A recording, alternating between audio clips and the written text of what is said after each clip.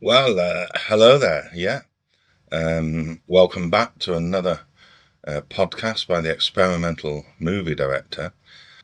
Hello there. I'm just thinking through a few things today. I'd like to have the idea. Now, today is good enough. Good is good enough. On my other podcast, I really didn't like the look of myself. I think I was too close to the webcam. It's too big. I hadn't flattened down my eyebrows, so I looked pretty old and rough, might you say. I also found I wasn't really that sharp or that in focus. The exposure wasn't right, so I've pulled myself back a bit now. Now I think you can agree that's a vast improvement. And I thought I'd just jump on while the sun's shining. And today I wanted you to take a look at this. Take a look at this lovely Bible of production. Good is good enough because at least I got it out there. I got the podcast out there, and it started to reach out. It got me in the process of putting information out. And I say I learned a few things. So I think I'm a bit further back. Maybe not as far back as I ought to be, but then the webcam is of its quality.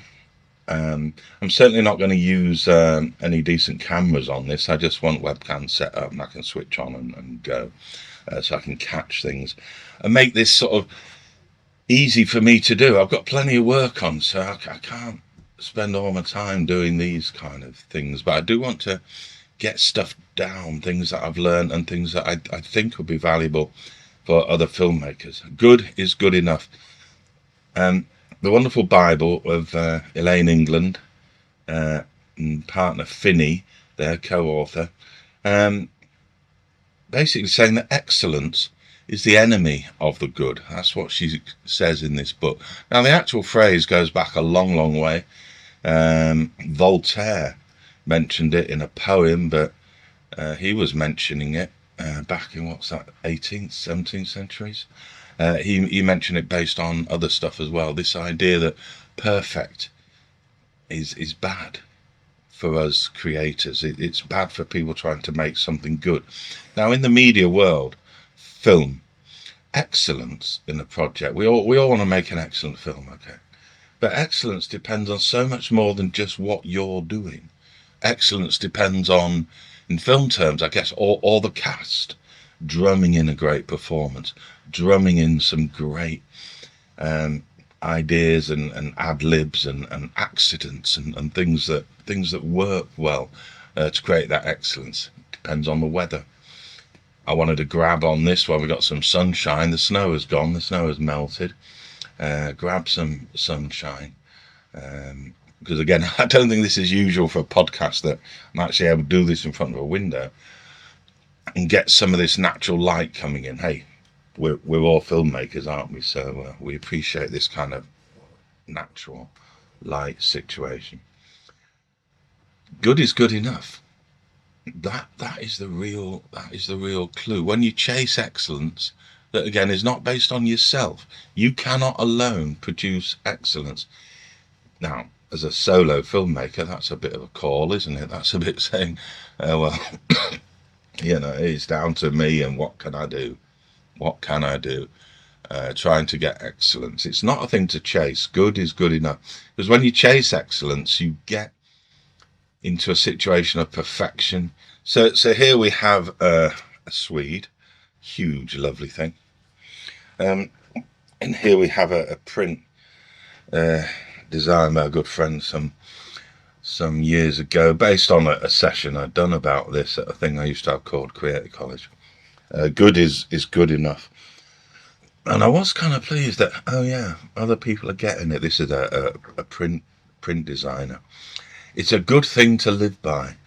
That good is good enough, especially in film. Because film is a compromise. Those that have made films are aware of this. It's a natural compromise of what's available. From Hollywood down, it's not, no matter how much money you throw at a project, you have to compromise on what you're doing.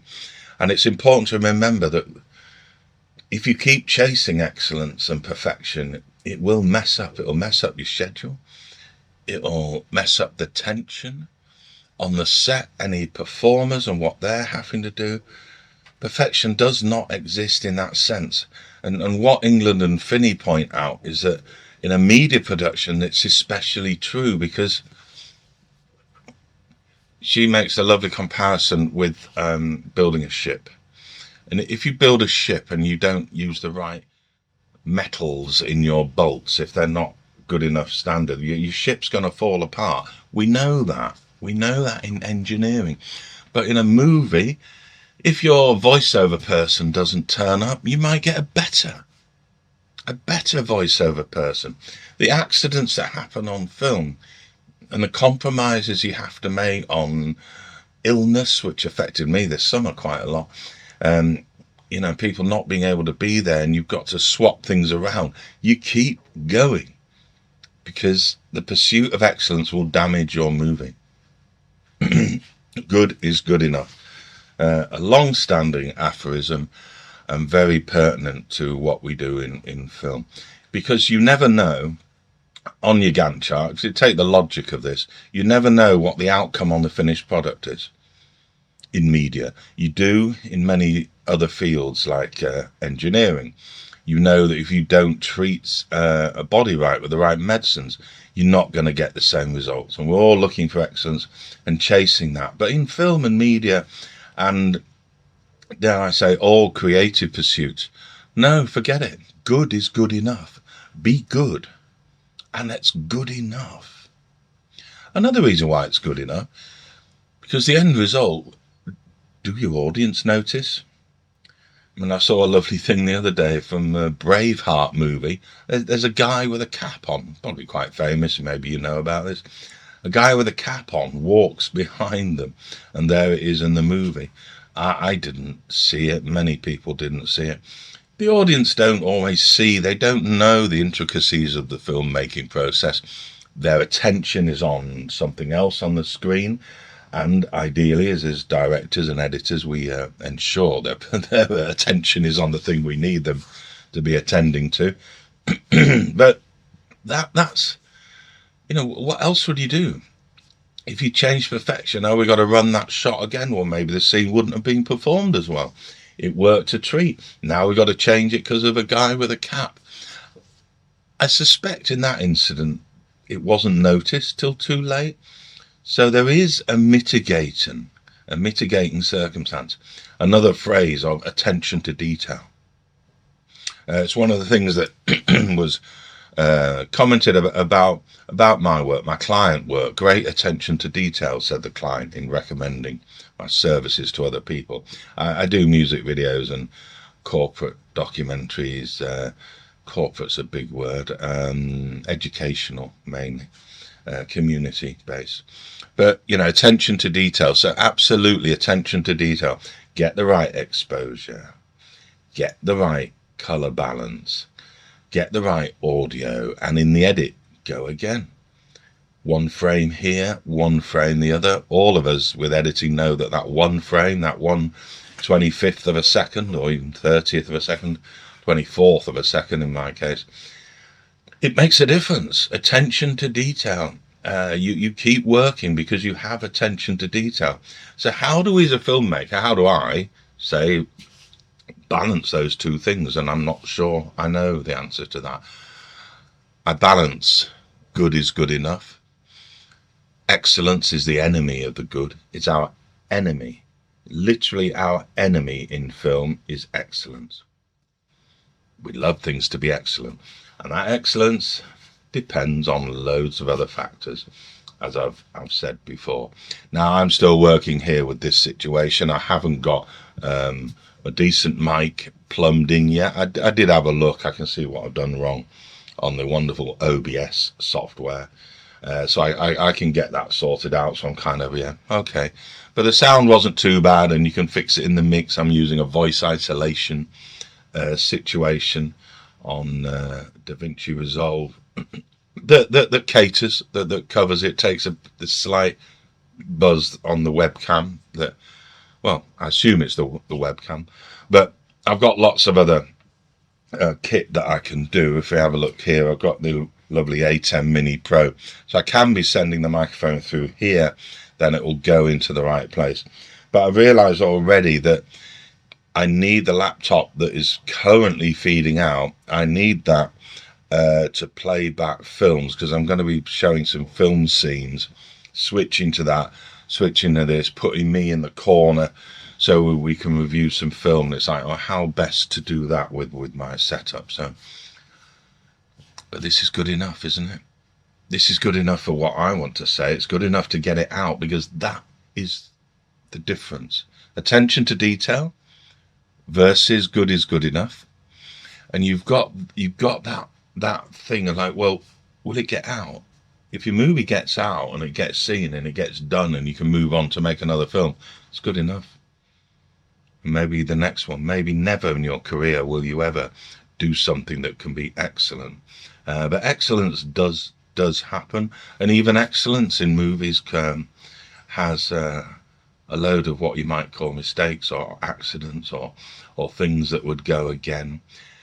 Because I do suspect every filmmaker sits on the edit deck, either with an editor or sort of like myself, just it's me as a solo creator making the digital artwork, making the artwork completely like a novelist would.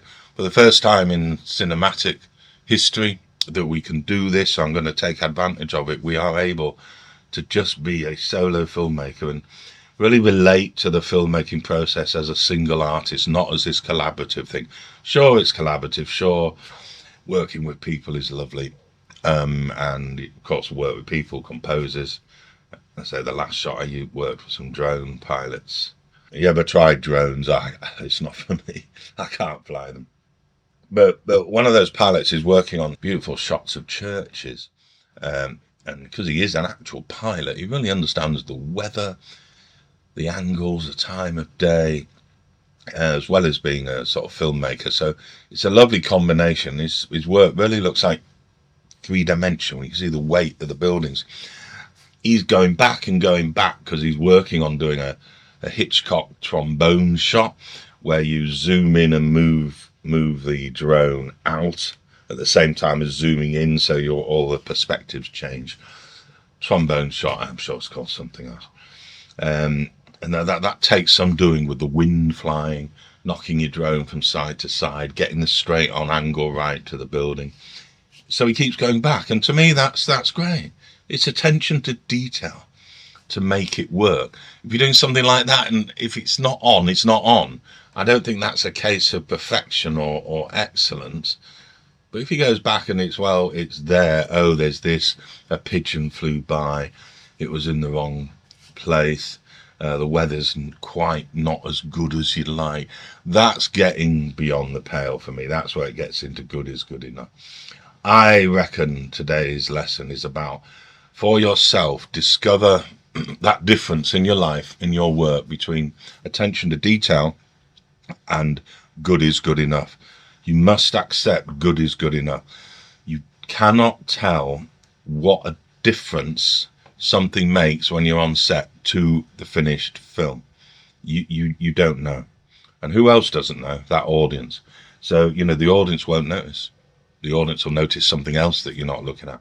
They'll notice the performances going off stray. They'll notice a sense of rhythm in the scene, the fact the scene maybe shouldn't be there at all, while you're stuck pursuing excellence in that scene, and maybe it shouldn't even be there. Attention to detail is one thing that we all have to keep the quality up, especially when we do it ourselves, especially when you're getting paid to do it, so that you make sure you get employed again on the set. So sure, but bear in mind that we work in an art form that survives on excellence is the enemy of the good. So find your own balance, your own personal position between those. And I think as Scorsese said, the film will escape. You'll be on the editing, the film will eventually escape from you. Maybe it will escape because of client deadlines, because of your own deadlines, distributor deadlines, launch deadlines, all of those things. You can't put off a launch that's scheduled in. You can't put that off because you're chasing some excellence in your movie. Forget it. Good is good enough. Film is the art of compromise. We are out in that real world, and as shaman, you are working with the magic of that real world. You have to take the real world, blend it, work with it, bring on its characteristics, work with those characteristics, and deliver something from that. Just because it's digitized, just because it's captured, just because it's in front of you, do not let that fool you into this whole excellence. Musicians may recognize this. If you've ever been around musicians and a producer working on a mix, I mean, they are down some rabbit holes. Every single aspect of a multi-track musical composition, musical production, every single aspect can be tweaked, changed, different plugins, different reverbs, tweak that reverb, tweak that setting, alter that level, move that balance. You do so many different things in a mix, and you can carry on forever. And while you listen, you're focusing on a particular thing. So you switch it off, you go away. You take the mix, you put it in the car, you put it at home, you put it in all different places out of the studio, out of your studio setting, in order to hear it differently. When you're making the film, same thing. You kind of color grading, then go on, and you're just going to have to watch it on the TV that you watch all the time. I see what I'm doing here. You get those different perspectives. That is attention to detail. But chasing that forever, please don't. Because good is good enough. Move on to the next movie. You have your result. Take it, share it, and show it. And I look at the screen now, my monitor. I realise I've been focusing on that. I'm going very dark. But for those on the audio version of the podcast, you're fine. The isolation has isolated my voice. I've probably tweaked it, maybe done some EQ. Not too much. I just want to put it out. It's not really that vital in that sense. So attention to detail is about productions. Good is good enough is about distribution. It's about your art. It's about putting your thing out there. Excellence is the enemy. Excellence is your enemy as a filmmaker.